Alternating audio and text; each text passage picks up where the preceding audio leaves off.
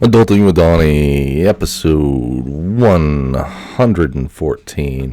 What's going on, everyone? Welcome back. It's just me again. First time in a few weeks now that it's been just me. I did the episode like 2 weeks ago. That was me and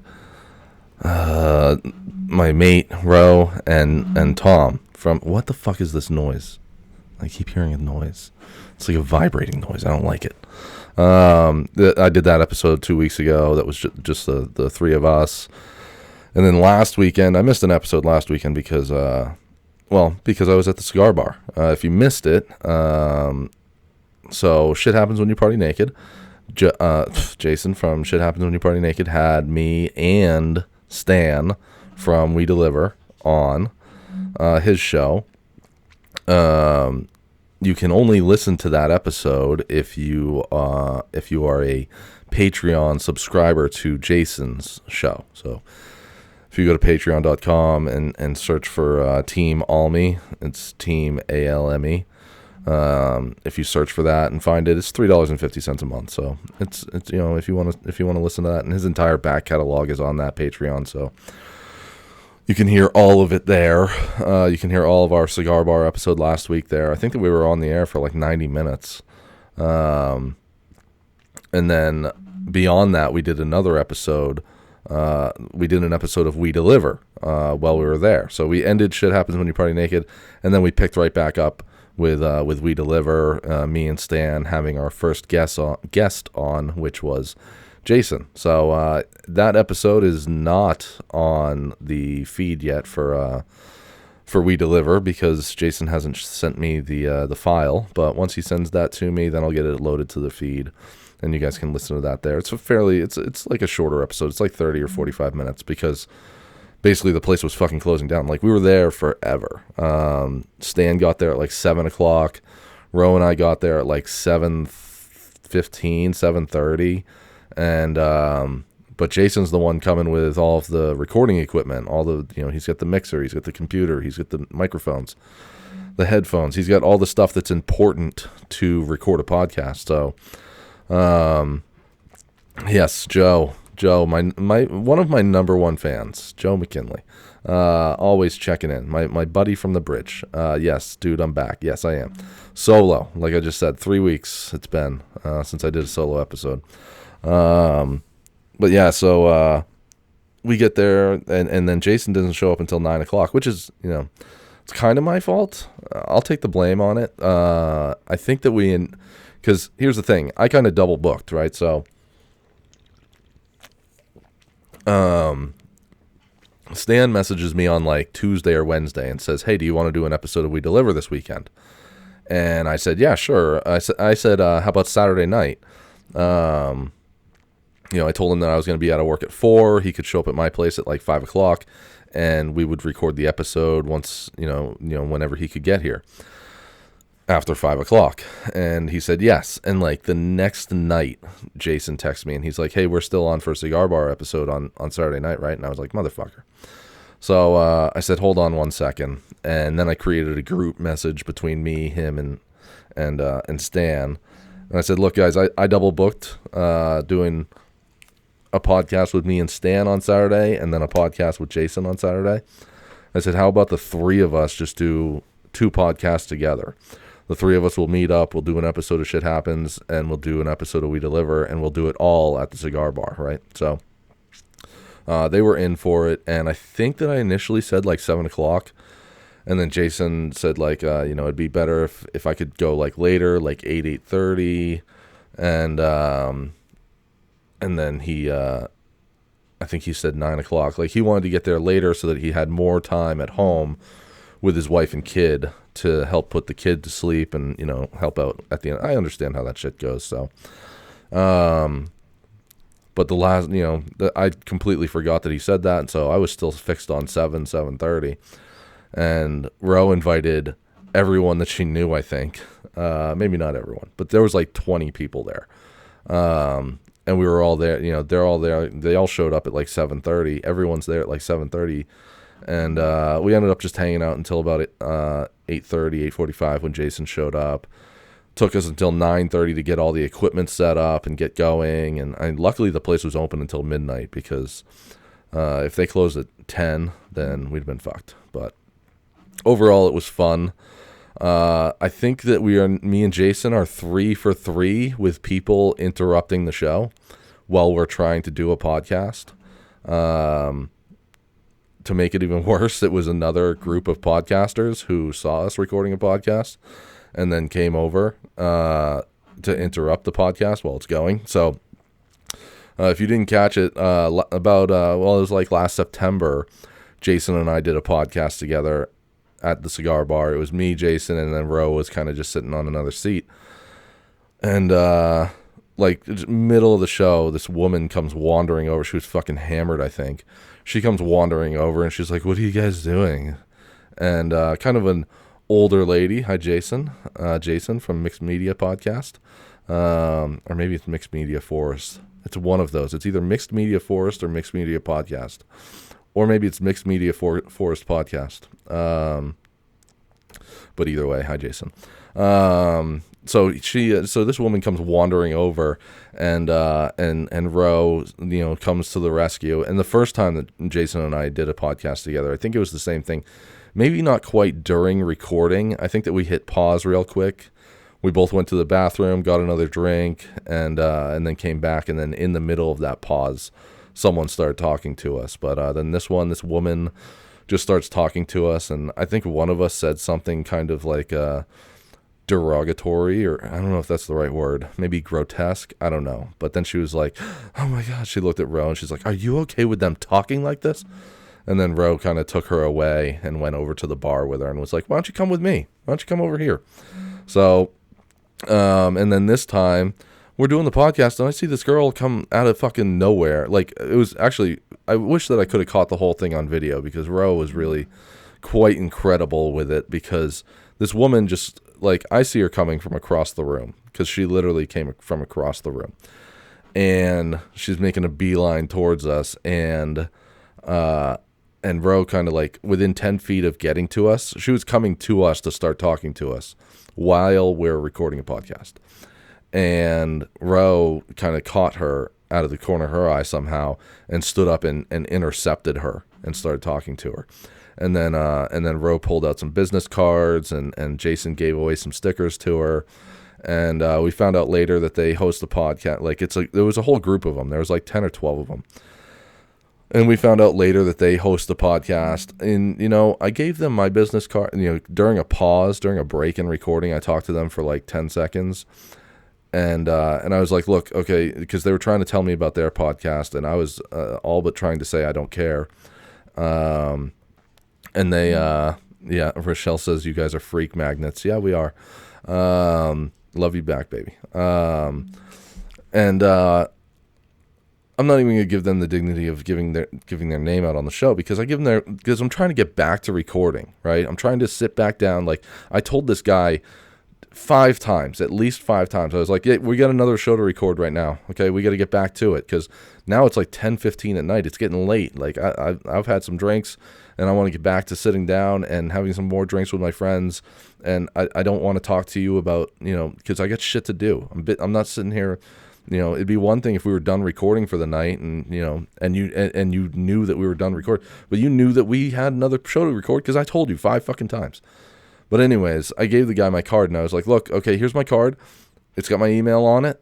Email me a trailer of your show. I'll put it on my show." And then he never emailed me, so fuck him. They were an interesting group of characters anyways. That's the most that I'm going to say about them. They were very, they were an interesting group of characters.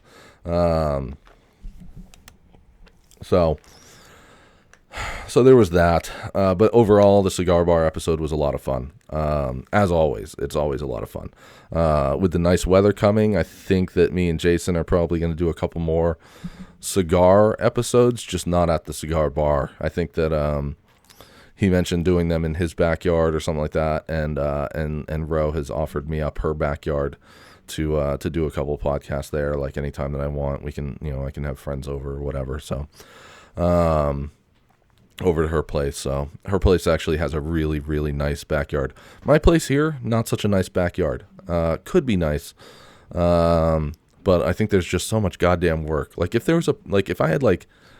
I had absolutely nothing to do with about like $6,000 right now, I might be willing to drop it on a landscaper to like really come and fix up the yard at this place, because it could be beautiful. It could be like estate worthy, oceans, the shit that you see when you drive down the whatever coastal highway you have here in New Hampshire. We have Route 1A, I think it's called.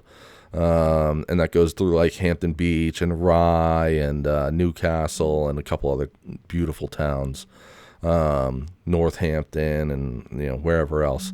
And there's people that have houses on the waterfront there, and they some of those places are absolutely beautiful. I think, if I remember right, Britney Spears owned a house on that waterfront at one point.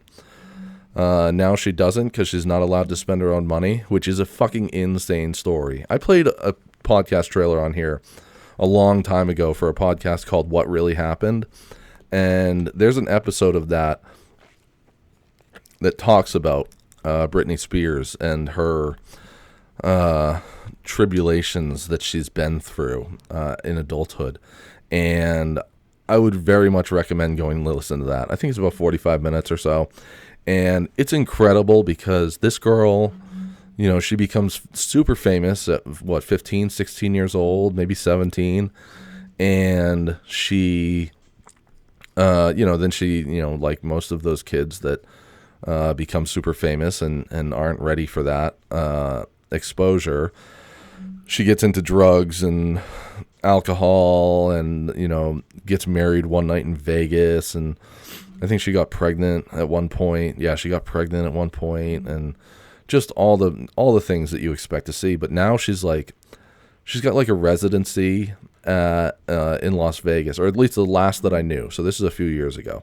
She had a residency in Las Vegas, and she was making millions of dollars a month, and she can't touch any of it. If she wants to go to the store and buy a Gatorade, she needs to ask permission, and if I'm not wrong, I think it's from her father. Her father controls all of her money. So if she wants to go buy a Gatorade, she needs to ask permission from her dad. It's an incredibly insane and also sad story for her. But yeah, anyways, so that's where I've been. That's why and last week, I guess I could have recorded a show on Monday. I think I ended up working later than I wanted to, and then here I am. Last Sunday, I had a flight. Last Sunday, I had another flying lesson. I have about 16 hours of in-the-air time right now. So it's only calculated on the time that you're actually flying. So like I get there at like 8, so say that I get there at 8 in the morning, right? And say that my lesson is scheduled from 8 to 10:30 a.m. So that's 2.5 hours. Well, that's not the hours that go into my logbook for flying. That's the hour, that's just the duration that I'm getting trained for. The hours that go into my logbook are just the hours that I'm actually flying. I think it's from the time that I start the plane to the time that I get back to the hangar and turn it off. That's exactly what it is. It's calculated on the time from when I start the plane to the time I get back to the hangar. And so I have about 16 hours right now. Last Sunday when I flew, there was a little bit of a crosswind. So I was able to do some crosswind landing training, because it's a little bit more technical to land in a crosswing. You have to lean the wing in the direction of the wing. You have to lean the wing in the direction of the wind, so you don't get blown all over the place. And then you have to touch down differently. Like normally, if you think of like a big giant 747, when that plane lands, it lands with all of the rear wheels touch down first, all at the same time, and then the front wheel comes down. With these small planes that I fly, You have to like touch down the left wheel first, and then the right wheel next, and then the front wheel. So you kind of land kind of sideways. So, but the good news out of all of it was that on taxiing back to the hangar, my instructor had all good things to say, and he wasn't about to say how many more lessons he thinks that I need before I can fly solo, but he definitely said that I'm right there. Enough so that he gave me the practice test stuff. He gave me a practice test for flight knowledge that I have to take in order to fly solo. A practice test that I have to take just based on the airplane that I fly. So this is just a test just for that one airplane. And that has to do with, what size engine's in it, how, what am I thinking here? What's the takeoff speed? What's the climb out speed? What's the stall speed? A bunch of different stuff, just about the plane. So I got that. And then he also gave me the rental agreement, because I'm going to have to, every time that I go there by myself to fly by myself, I'm renting the plane. If I go there and I say, hey, I want to go out for an hour, I'm renting the plane for an hour. So I read over the rental agreement last week, and there were some pretty cool things in there to find out. There was, let's see here. So a couple of cool things, right? So, if I wanted to rent a plane for an entire weekend, I can. So that's cool for the firstly. So I could be like, hey, I want to fly to Rangeley. I could say like, hey, I want to leave on Friday, fly up to Rangeley, and come home on Sunday. Now, it will be expensive to do that because they're charging you a minimum 3 hours per day, right? So if I say I'm going to fly up to Rangeley, and the flight from Portsmouth to Rangeley is 90 minutes. If I was like, I'm going to fly up to Rangeley and come back on Sunday night, well, I'm only using the plane for a total of 3 hours, but I'm going to be charged for 9 hours of time. So it's really expensive because it's $175 an hour. So pretty expensive if I wanted to do that. Significantly more expensive than just driving to Rangeley. But that's something that I'm very excited for. Like, I'm really excited to be able to, if my father was ever like, hey, I got to fly to Rangeley and work on something real quick, and it's only going to take me a couple hours, then I can fly him up there and fly him back. My first flight, I've already got an idea in my head of what my first flight is going to be when I have my when I'm fully licensed, which is about 35 hours away. I'm going to take row on a flight for sure. Almost like a sightseeing flight around southern New Hampshire, probably. So it was cool to get all of that stuff and know that I'm getting closer. And I had the book shipped to me, the Federal Aviation Regulations book sent to me. It's only 1,100 pages, almost 1,200 pages. I don't have to memorize the entire thing. It's just all those the flight rules tests that I just mentioned. All of the answers rather are in that book, and it's really in just 2 sections of the book. So I got to read through that book a lot and find the answers to those questions. And I spent most of today doing a lot of Googling, trying to find answers to questions and what section of the book I can look for. I, can look at, there's a website called Sporties that they have an app, this website called Sporties. They have a learn to fly course, and it's almost like a ground course that you can do on your computer, your phone, your TV, whatever you got. You can use this app to, it does all of the things. It does like video explanations and practice tests and all sorts of shit. My problem is it's $250. So I don't know if I want it or not. I'm undecided. That said, I bought a fucking iPad mini today. on AT&T.com. So that's being shipped to me sometime this week, because I've done a lot of, my instructor has talked about, using an iPad mini. I guess there's a bunch of apps for the iPad for flying. And I've seen some videos of people that have an iPad strapped to their leg while they're flying, and they are, they've got maps up there, and it makes a surface to, you can write on the screen, orders from the tower and all that other shit. So I ended up buying one. We'll see how much I use it. I don't know. I hope I'll get some use out of it, but it's just a payment plan, whatever. It's only $22 a month for the next 36 months. So that's where I'm at with flying. And I fucking love it still, and I am more and more excited about continuing flying. So, hey, Chris. Chris has, everybody wish Chris a speedy recovery. I'm not going to go into details of why, but hey, man, I'm glad that you can check in on the show. That's what I'll say. I'm glad you can check in on the show, and I hope all is well for you. So what do I talk about? I have so much to talk about, and really probably as much time as I need. I want to talk about Graphite. My cat, Graphite. If this episode had been recorded last July or August, I would have so much to say.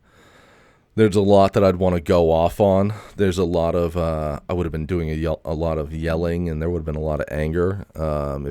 Some of you, if you remember, back in early July of last year, I had an episode where I was trying to record a live episode like I am now, and my ex decided to jump in on the comments and threw me off a lot, and it really, really upset me, enough so that I ended the show after like 25 minutes. I just could not concentrate, and then I released an episode on just the RSS feed, right? So it wasn't a live episode. It was never on Facebook. It was just in your podcast apps, just explaining all of the things that went wrong in that relationship,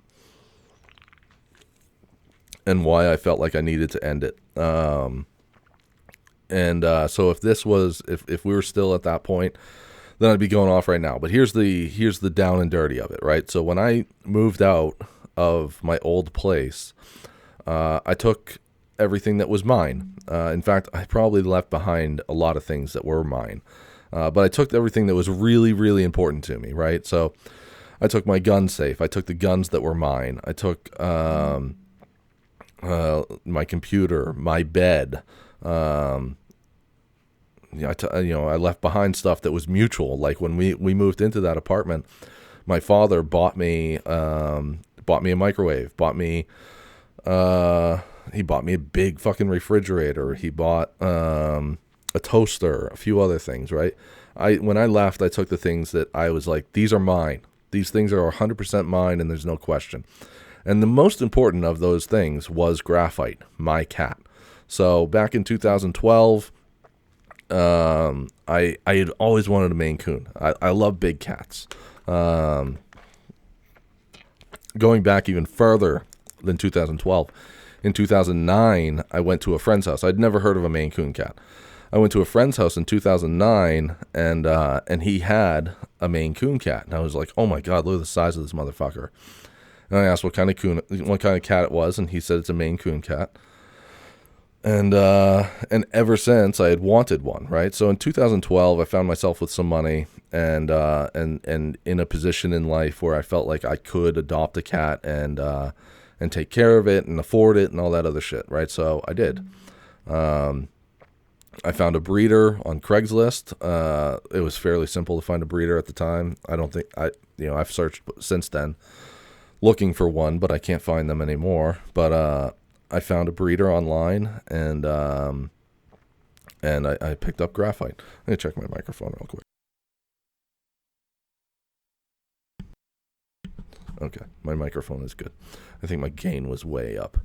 So I found this breeder who's had just had a litter of Maine Coons, and I messaged her, and she said, "Yep, no problem.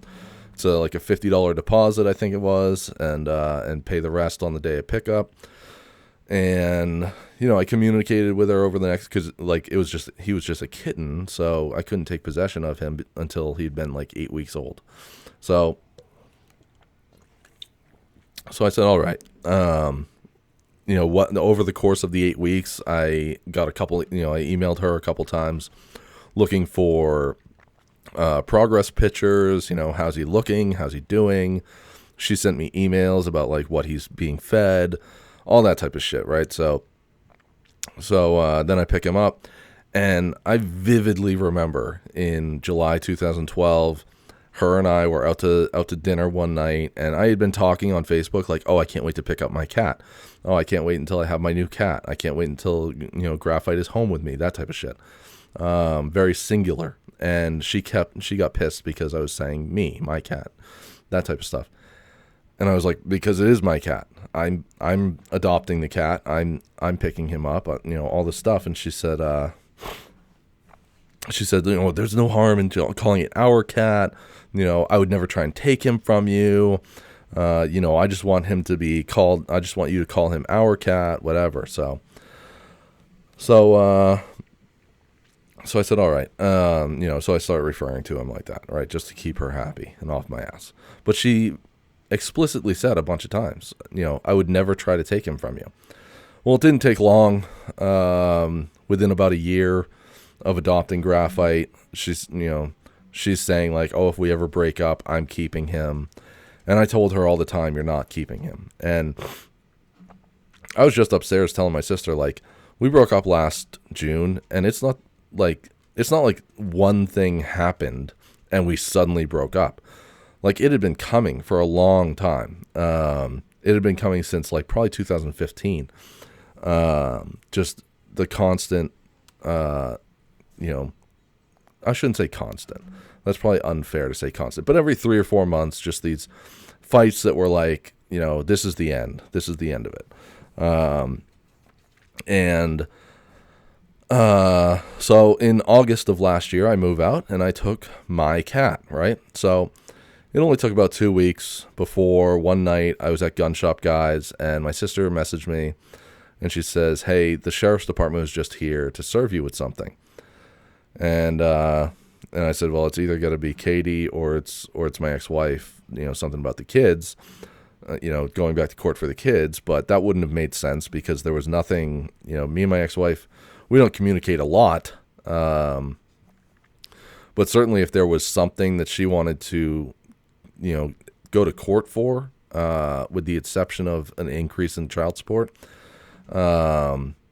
she would be contacting me first. Like if it was something like, hey, you haven't paid this medical bill, and I pay half the medical bills for the kids. So, none of that was in play. So I was like, it's gotta be Katie. And sure enough, it was a message. It was an order from the court that my ex had filed an ex parte order to take Graphite back. She wanted the court to order me to immediately turn him over because me taking him put his health in danger or some bullshit. She writes on this fucking court, on this petition. I guess we'll just call it a petition. She writes on this petition that he had this injury and he was supposed to go to the vets on this particular day that was after I took him, but I never took him to the vet, and that he was overdue for his rabies shot. Now I'm going off. All right, it's go off season. I don't care. So she says he's got this. He had a doctor's appointment on August 13th. And Dawn didn't take him to this vet appointment, and he's got this injury, and Dawn doesn't know how to properly take care of him, and he needs medicine, and blah blah blah, all this bullshit, right? Well, the court denied her ex parte and said, no, I mean, you didn't even try to reach out to him and tell him this stuff. Now, I think unbeknownst to the court, I had told her, don't contact me again. The day that I moved out, I said, don't contact me again. You can only contact me through email. And then it took about 4 or 5 days before I said, we're done talking. There's nothing left to talk about. We're done. That's what it was. The thing was that she had emailed my landlord from that apartment saying that I left a bunch of stuff behind, and I replied to the email and said, look, I'll come by on Tuesday and I'll pick up everything that I have left. Okay. I went to Lowe's. I bought 2 giant trash bins, and I was just going to go in there for 15 minutes, throwing everything that I own into these trash bins. Because it was a bunch of dumb shit, right? Like there was an old computer that doesn't work anymore. There was like, I did leave some things behind that I wish I had not forgotten. Like I left a little toolkit, really small toolkit, but a little toolkit that I liked. I left that behind. Some gun parts. I left some gun parts behind. So I was like, look, I'll come by and I'll get everything. So I go by on Tuesday, right? And I'm not going there without the police because I've already had issues with this woman. So I'm not going there without the police. I'm definitely not leaving the door open for her to go to the police and say he hit me while he was here or something stupid like that. So I said, all right, so I go to the fucking Newmarket police. And I sit there for 3 hours. I tell Newmarket police that I wanted to go there and get my shit. And they said, okay, what can you contact? I said, no, I'm not contacting her. I'm done contacting her. Look, she's not there right now. I have a key to the place. I just need an officer to go over there with me. And I'm on the lease. That was the thing that blew my mind away the most. I'm on the lease. I have a key still. I'm still on the lease until the end of August. I still have a key. I'm asking for the police to go with me to the apartment to just stand outside just in case she pulls up because she wasn't there at the time. And the police officer's like, well, we don't really want you to go there without her there. And so the police officer says, we're going to do a drive-by of the house and see if she's there, and then we'll go over there with you. Well, they go over, she's not there. So then they come back to me. Yeah, she's not there right now, so why don't you just wait here and we'll see if she shows up. So after 2.5 hours or something like that, I go by the house and now she's there. So now I go back to the police department. The police department says, okay, we'll go over there with you now. So we go, or no, it's just so much worse than that. It's so much worse. The police officer says, well, like you said, you're on the lease, you're allowed to be there, so why don't you go over there, and if there's a problem, you can call us. I was like, what the fuck? So I go over there. She's there. As soon as I walk up, she locks the door so that I can't come in. Okay, great. Now I call the police, and they said, so they come over, and they talk to her, and then they come back outside to me, and they're like, yeah, she said that you collected all your stuff the other day, and she doesn't want you in there. I was like, I'm on the lease. I only need to go in there for 15 minutes. The police officer says to me, well, look, we're going to leave, and if you want to go in there, then fine, but I think you know how that's going to go. I was like, great. Thanks, guys. So, unhelpful, to say the least. So then that's when I left, and while I was leaving, I sent her an email, and I said, I tried to get my stuff. You didn't want to let me in. Fine. We have nothing to talk about ever again. Do not contact me in any way. Email, phone calls, nothing. I don't want to ever hear from you again. So then I leave. So then I get this court order. You get a fucking, we get a hearing set for September 4th. Everything's over the internet now. Everything's video calls or whatever. So, so we do this video conference thing, and then like 4 weeks later. So by this point, it's the end of September. We've been broken up for like 3 months at this point.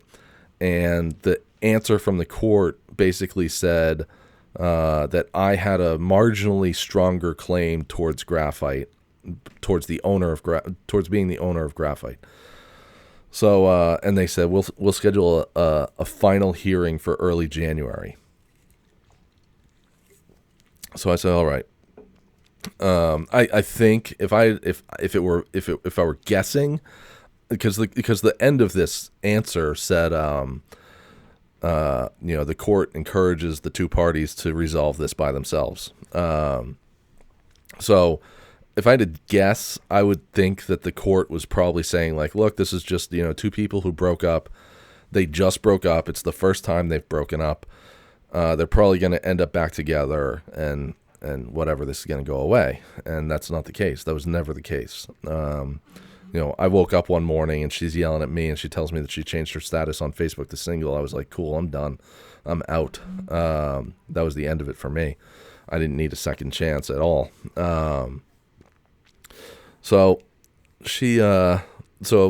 we get this hearing for early January, and the night before the hearing's at like 11 o'clock Tuesday morning or Monday morning. The hearing's at like 11 o'clock Monday morning. At like 4:45 p.m. on Sunday night, she files a motion to continue because she doesn't feel good.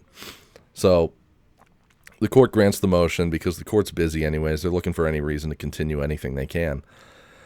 So a couple weeks later, I file a motion with the court to force the vet for Graphite, where he used to go.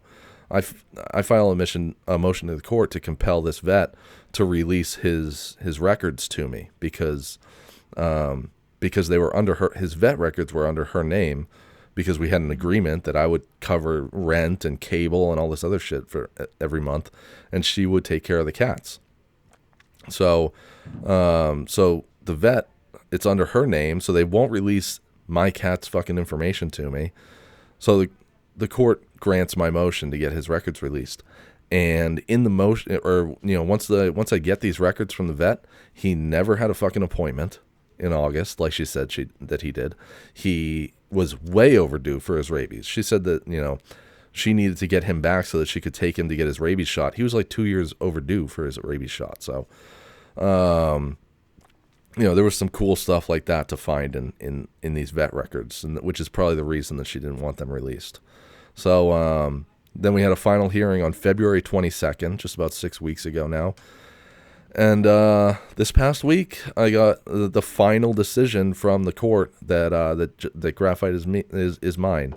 I got the court order sitting right here, but the long and the short of the court order is basically judgment for the defendant, which is me. So I win. It does it. I put a big post on my personal Facebook page about it.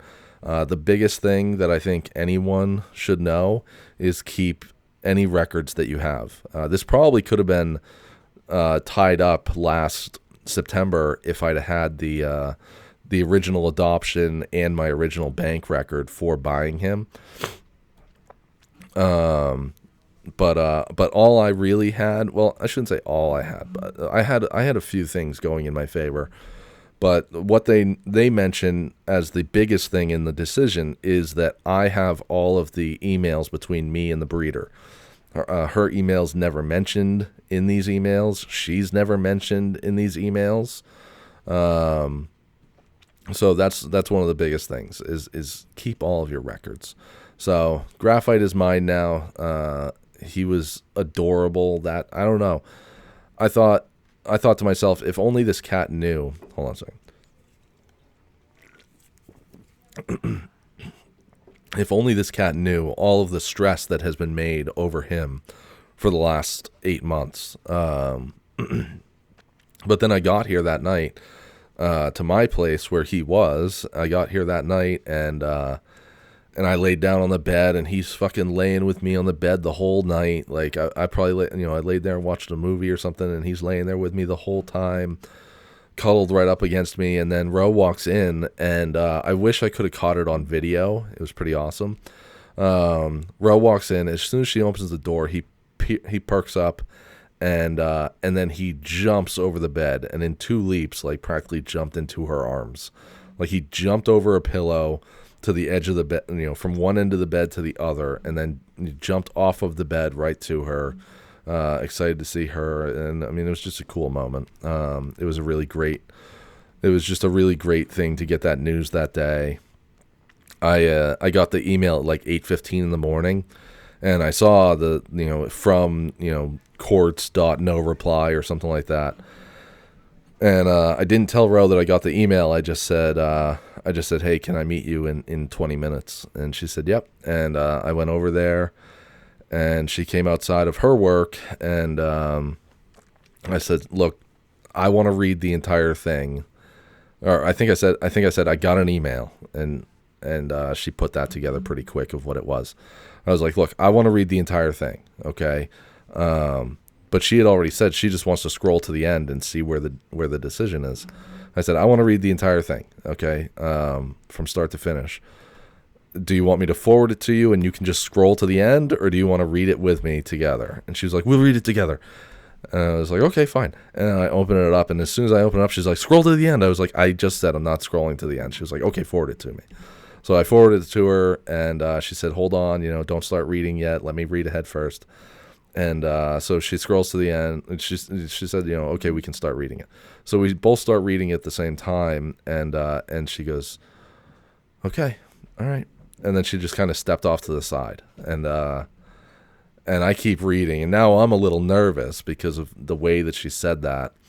I was a little nervous, so I'm reading a little faster. And then I get to the point where it says judgment for the defendant, which is mentioned twice in the letter. It's mentioned once in the middle of it, and then once at the end.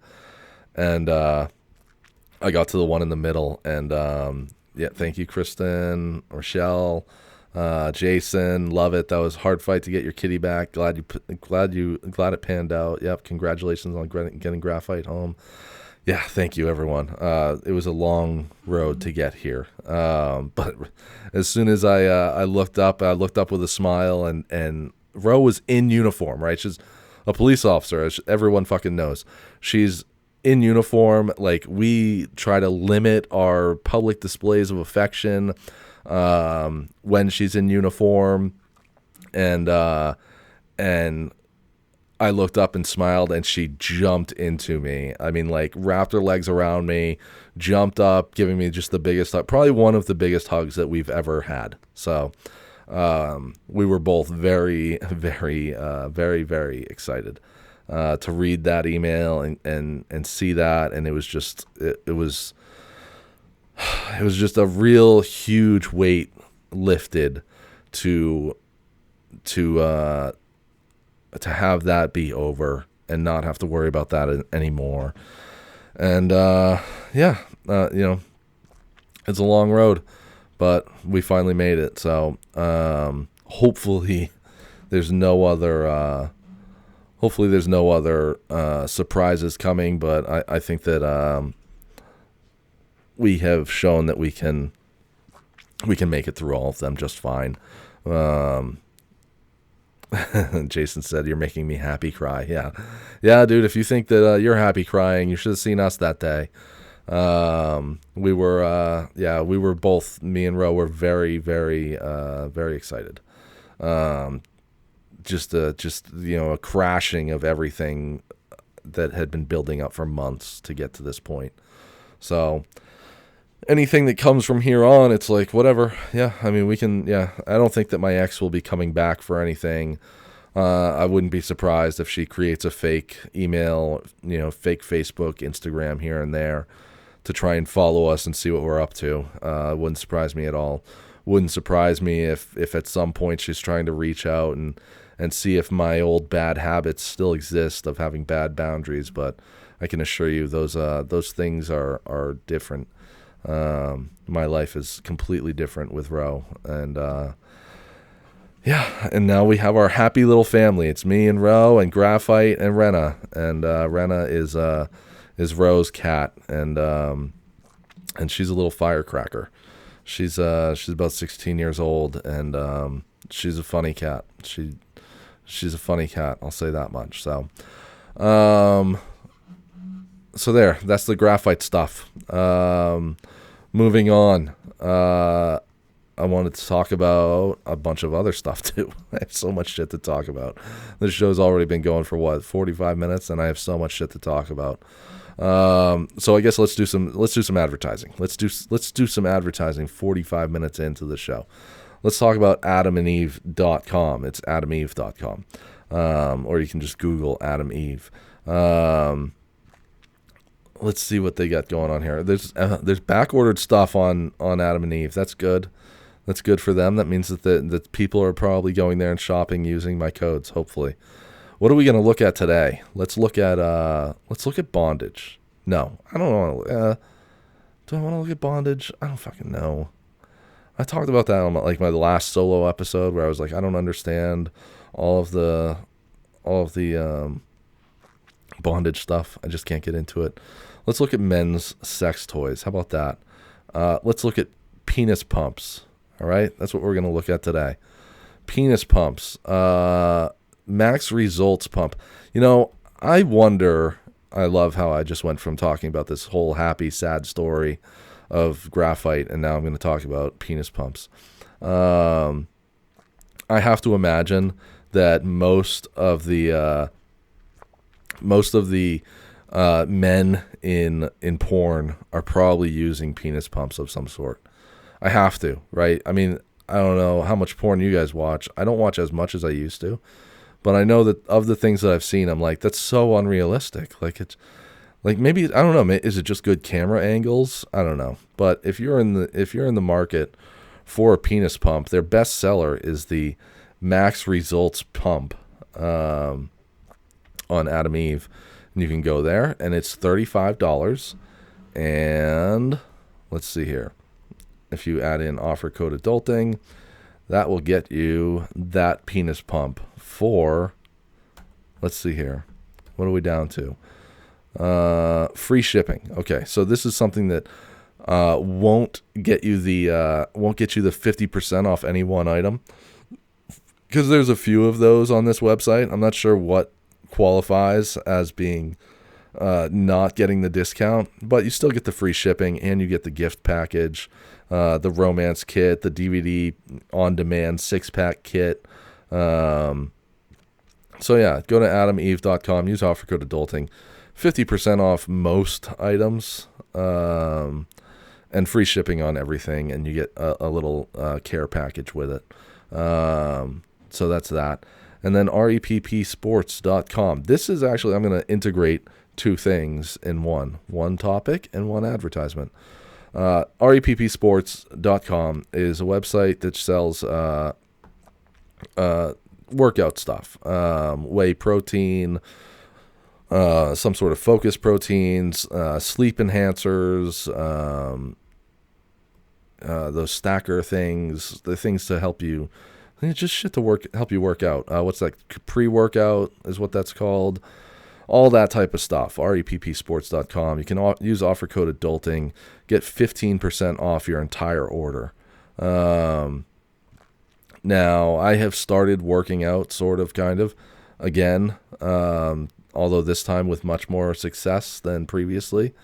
This past Monday, almost a week ago, because I've been talking about it for months. So back in October, Ro and I did Sober October, and we, so we did no alcohol for the month, and then to add in that, we said we were going to get up and walk every day, Monday through Friday. We were going to get up and go for a walk.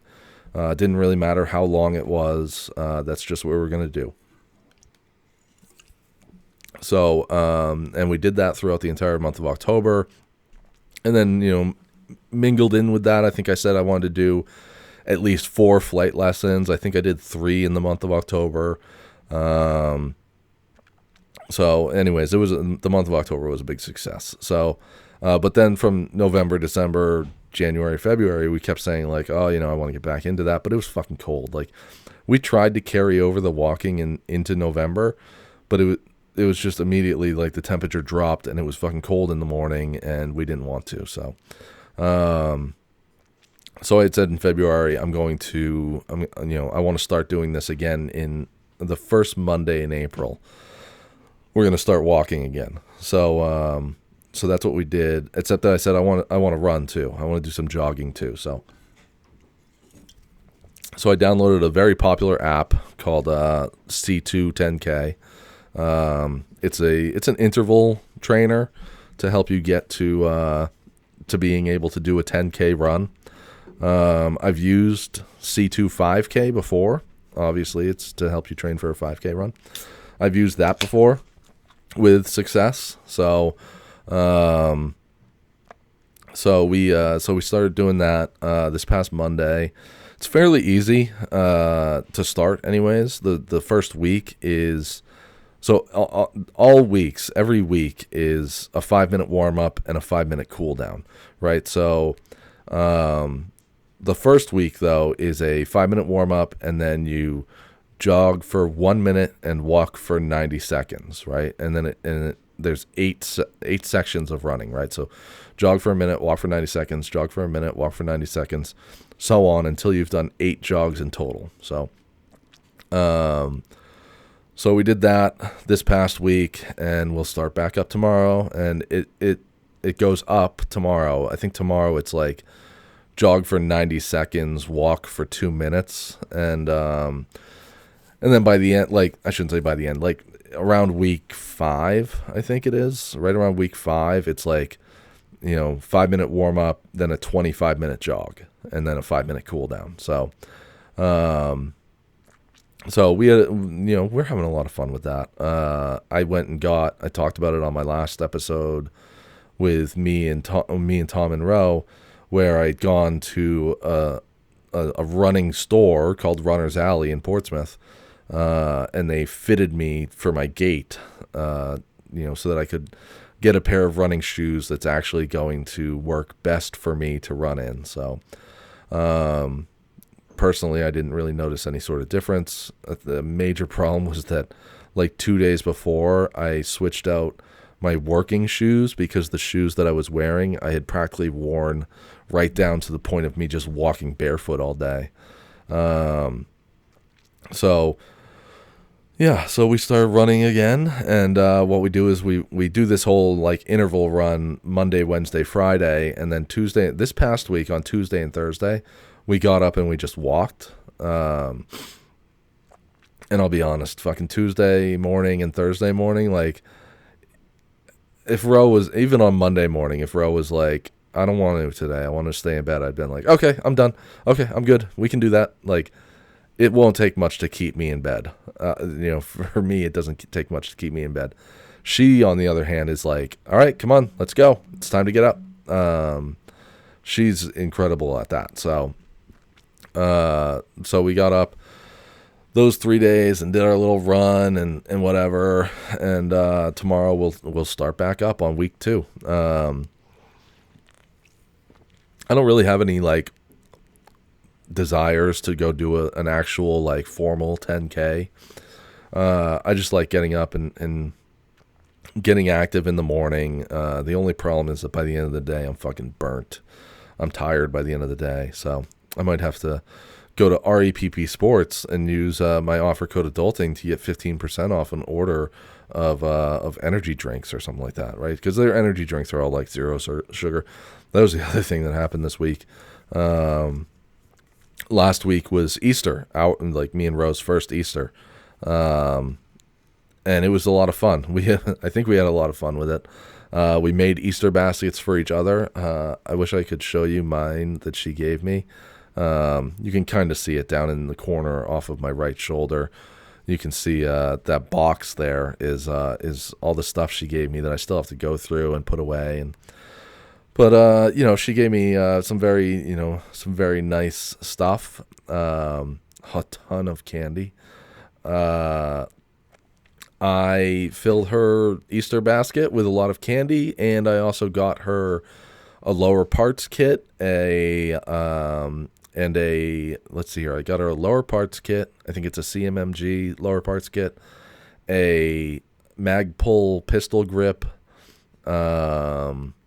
and a PMag, and 40 rounds of 223 ammo, so that we can start building her first AR, because she doesn't have an AR of her own. So, and she's mentioned a bunch of times that she wants to have one at some point. So we are going to start building her AR. So, because I think that I know that I talked about my new 9-inch pistol a few weeks ago, but we put that lower together. We put that whole gun together. The two of us, and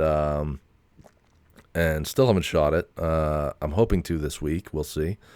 But we put that whole gun together, and it was a lot of fun. So now I've got the lower parts kit and some other parts, and it makes it pretty easy to be like, oh, it's fucking our 1 year anniversary. Here's a part. It's your birthday. Here's a part. But I expect it'll be done. I actually wouldn't be surprised if that gun is finished before her birthday, but we'll see. That's the goal anyways, but we'll see. But yeah, that was a lot of fun to do Easter together. And then we went to my dad's girlfriend's house for Easter dinner and had some fun there with her family. And then, but anyways, talking about sugar, like I don't eat a lot of candy. I'm not a big candy eater. I drink a lot of water. The most sugar that I have on a daily basis is probably in my coffee, because I go to Aroma Joe's and I get a 32-ounce coffee with cream and sugar. I try not to eat a lot of sugar. And on Sunday night, Ro was like, oh, I don't have anything to put together for you for lunch tomorrow. And I was like, I don't know what I was thinking, but I was like, it'd be fine if you just threw a bunch of candy into a piece of Tupperware and did that. And so that's what she did. She filled a fucking Tupperware with Starburst jelly beans and M&Ms and peanut M&Ms and Reese's. And Monday night I was like leaving work, like, why do I not feel good? Why do I feel like such shit right now?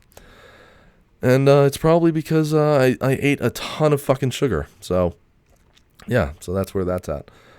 Speaking of guns, though, I wanted to talk about Biden's gun control stuff. I've seen too many Facebook posts in Facebook groups, like gun-related groups, about Biden being bad for guns and other people that are like, oh, don't you miss Trump or whatever, shit like that. And all I can think is, firstly, Trump got rid of bump stocks, all right? Now Biden, he wants to get rid of 80% guns.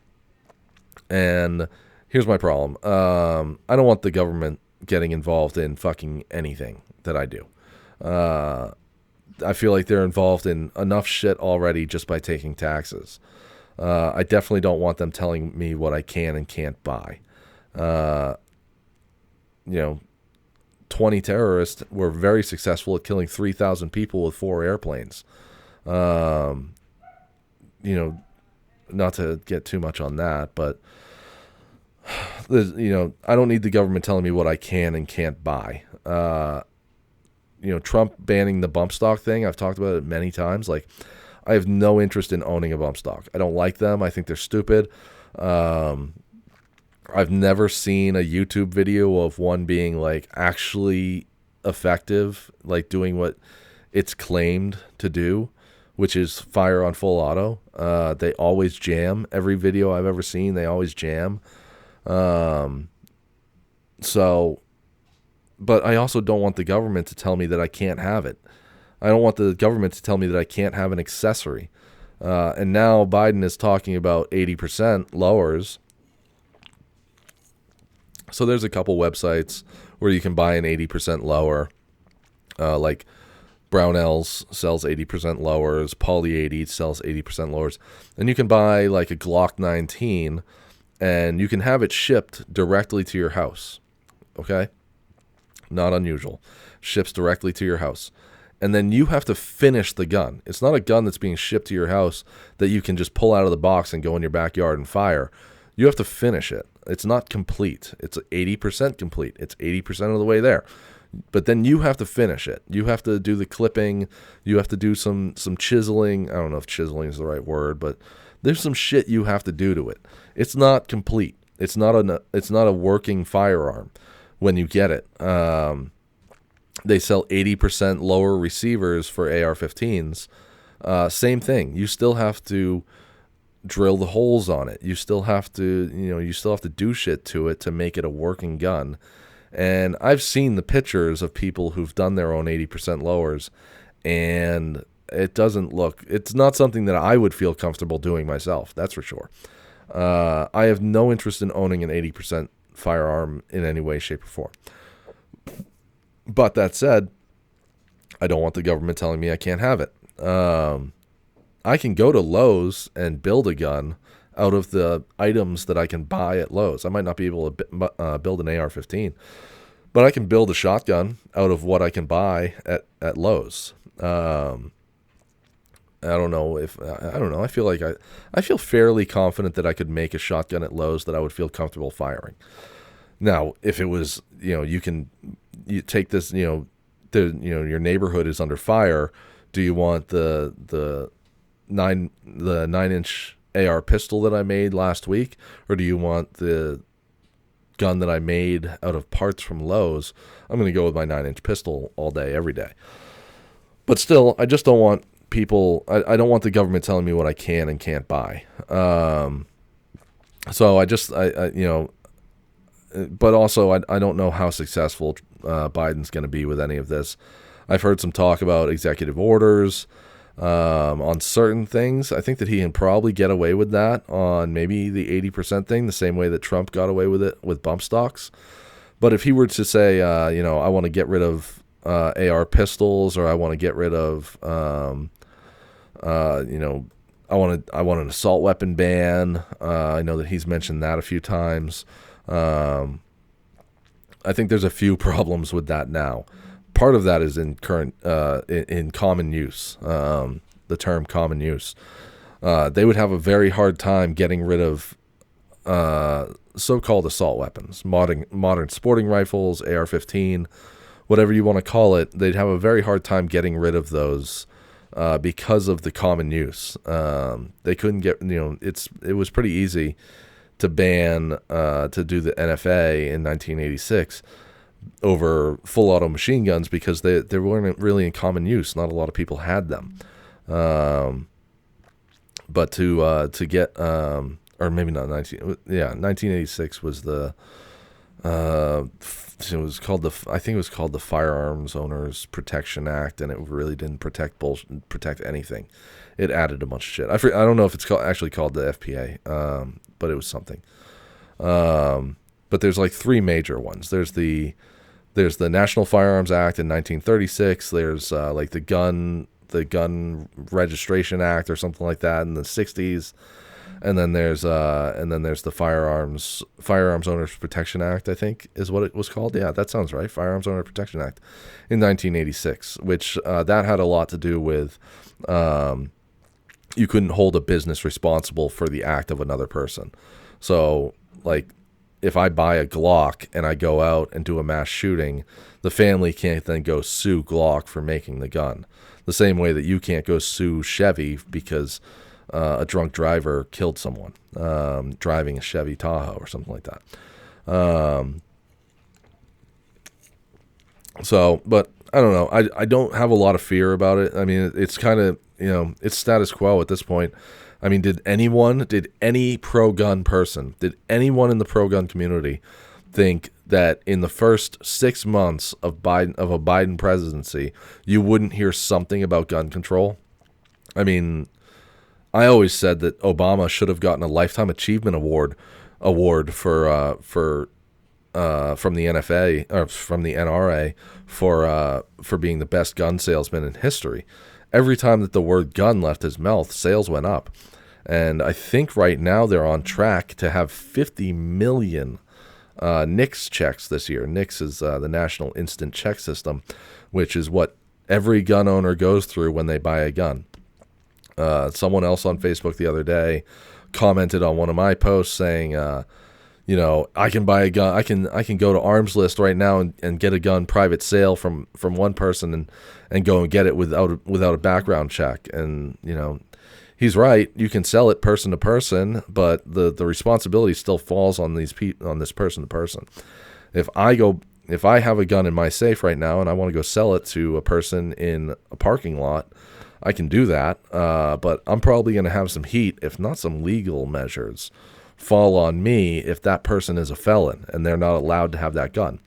And the same goes for that person. If they are a felon and they're not allowed to have that gun, and then they make these arrangements to buy a gun from me, they are already committing a felony, right? So you're talking about putting laws in place where laws already exist. I mean, there's over 25,000 gun laws already on the books. So I don't understand. I've never understood how it's like, well, we'll just add a few more and everything will be okay. How about we, why not look at the problems a little bit differently? Maybe, checking with people, if someone says, I fucking hate everyone today and I'm going to go kill someone, maybe a responsible person should be turning them in. Not turning them into the police, but like turning them in. By that I mean like, saying, hey, I think this person needs to be checked out by like a mental health person. Maybe you just need to talk to someone. All right, that's all I got to say about Biden and gun control and whatever. That's probably going to be an ongoing segment for the next 3 years. What else do I got here? Jack Carr. Maybe you don't know who Jack Carr is. Maybe you don't know what the terminal list is. I got an email, or I got a push notification rather, I don't know, a month ago or more, that Chris Pratt, who I fucking love, signed on to star as the lead of James Reese in a new Amazon series called The Terminal List, which is based on a book called The Terminal List. It's written by a guy named Jack Carr. He's a former Navy SEAL. I've always said that I think part of being part of your training when you go be a Navy SEAL is to is like a book writing class. I think they teach all of them how to write books, fiction and nonfiction. This one it's not bad. So I'm on book 2 right now. I'm like almost done with book 2. There's 4 books available.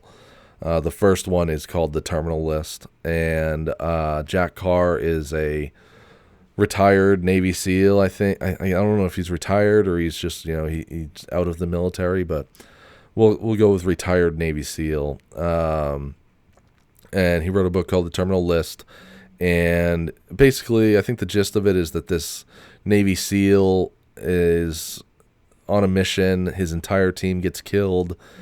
He comes home, and then his family gets killed, and he finds out that there's this conspiracy to kill him also,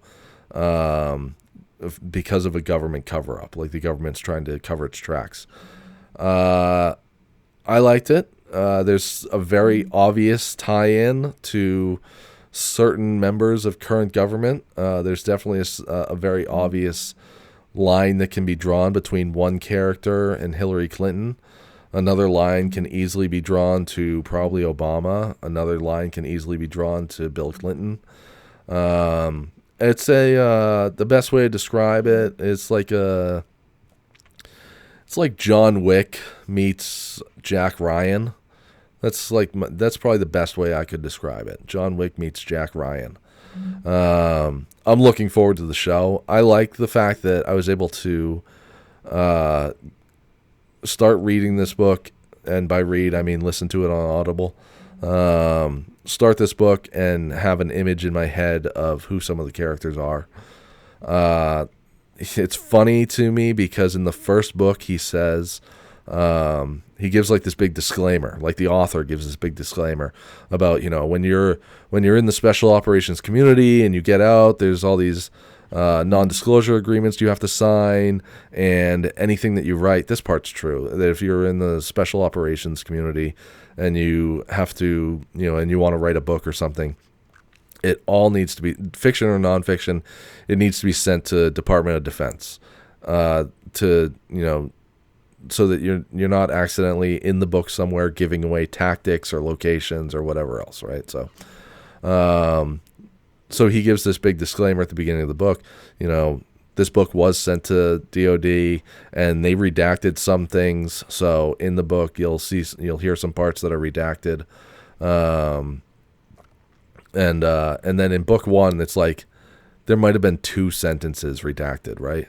And I feel like he got that book back and was like, "There's not enough stuff redacted here. I need more stuff to be redacted so that it looks like I'm really hiding a bunch of stuff or something." I don't know what he was thinking, but in book 2, there's like redacted everywhere, like locations are always redacted, which I thought was funny because I'm listening to the book thinking like you couldn't just change the location. Like, why didn't you just change the, like, you set a place. You obviously set a place in the book that the DOD was then like, we don't want you to give away that location.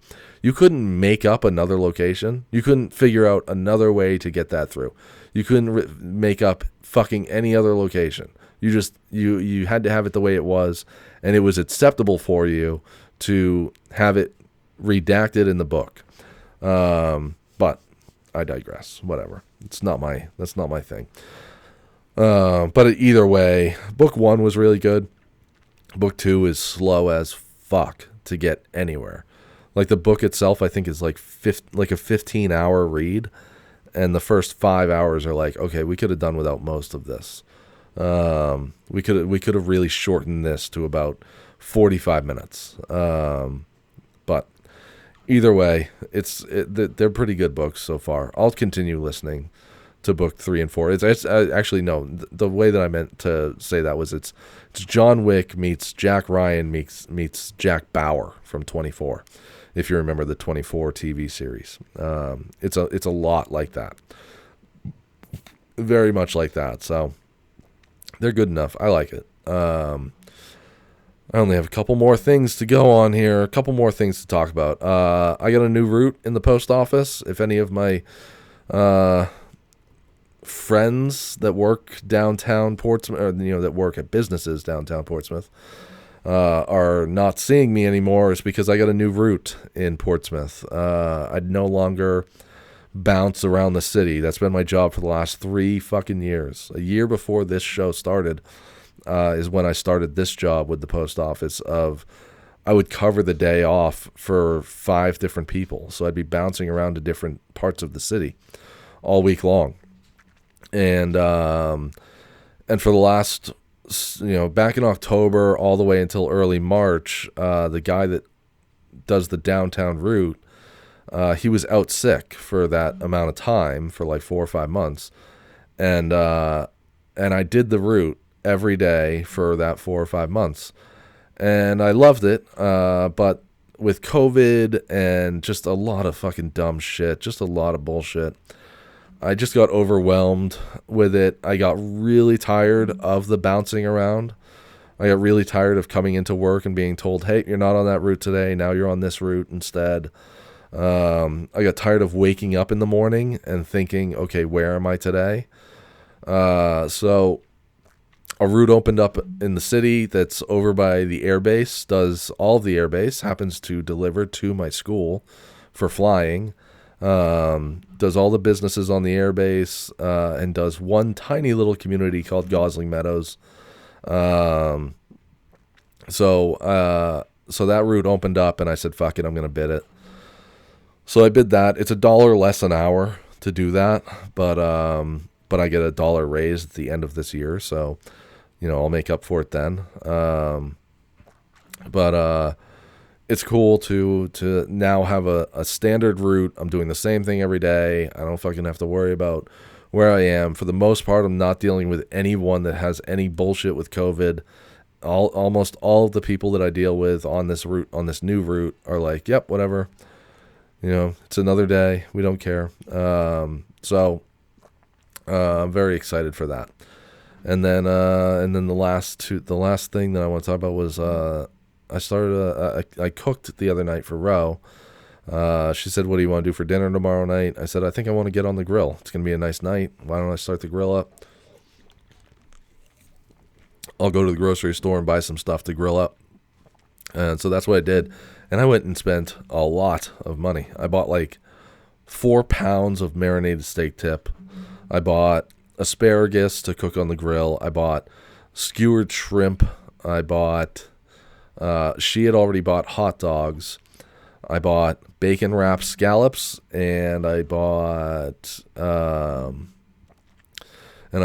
bison tips. And bison tips are fucking delicious.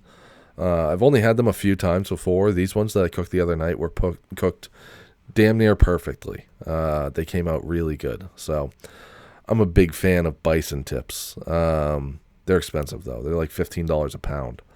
So but they're really good. And I think I've heard before, like, they're good for people that are like trying to cut weight or something like that. I'm not that I'm trying to cut weight or anything like that, but they're good for people like trying to lose weight or something like that because they're really lean. I don't fucking know what the thing is with it. I just know that they tasted delicious.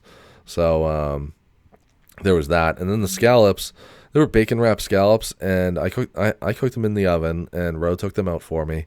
And then while I was on the grill, she was handing me scallops, and I would eat them. And I could only think to myself, like, are scallops even good? Because I could really only taste the bacon. Really, I would have been just as well off just cooking a few strips of bacon, because I could not tell anything about the bacon wrap scallops. I couldn't tell anything about the scallop part of that. I could only taste the bacon. So, anyways, I just thought that was interesting. All right, I guess that's going to do it for me. All right, bye.